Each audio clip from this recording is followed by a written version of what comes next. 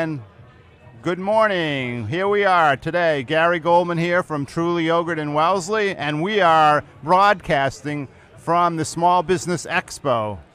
It's a great place, and joining me today is Denise Kaigler, founder and principal at MDK Brand Management. Tell me about yourself. Hi, great to be here. It's Denise Kaigler, yes, founder and principal of MDK Brand Management.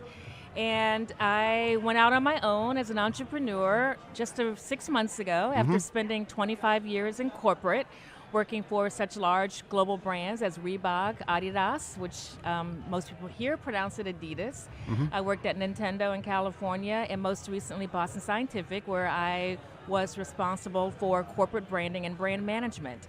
And so I decided to go out on my own and focus on brand management as a career to help individuals and organizations develop their desired brand. So Brenda, I own a small company in Wellesley. It's an ice cream store. I've been there 24 years. What could a consulting firm like yours bring to the table that would make my brand stand out from somebody else's? So first I would want to do some research and find out what have you been doing, and then what your competitive landscape looks like. What are other people in your area doing? And then one of the things I tell my clients is, let's first sit down and map out what is it that you want your brand to represent? What is your ideal desired brand? And then go out and do a survey. Find 10, 15, 20 people, pick a number that run a spectrum, whether they're friends, colleagues, business associates, family, whatever they are, and then ask them. You can either have someone do it anonymously so people don't know that it's you, but asking relevant questions, or you can do it directly. And then find out from those folks, what does your brand represent? Because oftentimes what people are telling themselves, what they think they're projecting isn't really what they're projecting. And the only way to really get at your ideal brand is to find out, what do people think about you?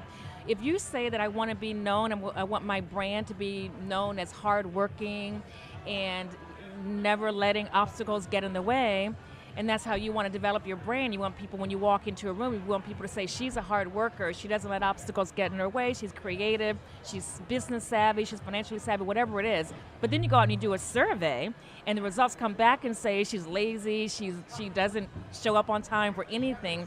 Now you know you've got a gap. So what I do is I work with companies or individuals to close that gap. So let's talk about that a little bit, Brenda. So you've been in business 6 months. How do you get all these clients to jump on board? Were they past associates? How do you build from ground zero to get that rolling? And how do you know that you're on the right course? It's a good question. And when I first went out on my own, my first business plan I worked on, well, back up. When I was talking to very close friends about doing this, they said to me, and a couple of business owners, very successful business owners in Boston, said, don't be discouraged if the first business plan you write turns out to be not your final business plan, because most entrepreneurs, most small business owners go through 1, 2, sometimes 3 different iterations of their business. And I thought, no, I know I'm onto the right thing.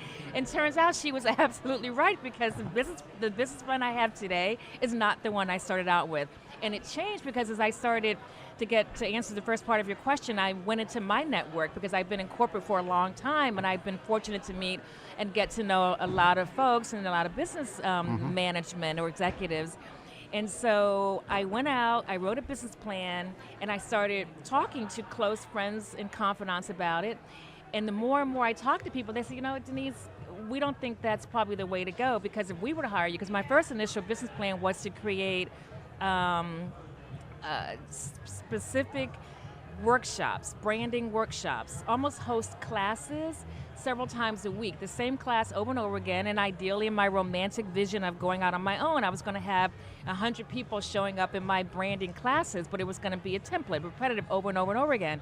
And the more of my network I went out and spoke with, the more they said to me, we want something customized. We don't want to have our folks go to the same thing everyone else is going to, because we want to make sure that you're developing a strategy that is specific to us, so that other people aren't doing what you're having us do. And it was, you know what, you're right. So I scrapped that business model. So I no longer offer template branding classes, I do customized workshops. So I have several clients who now have me developing customized workshops for them.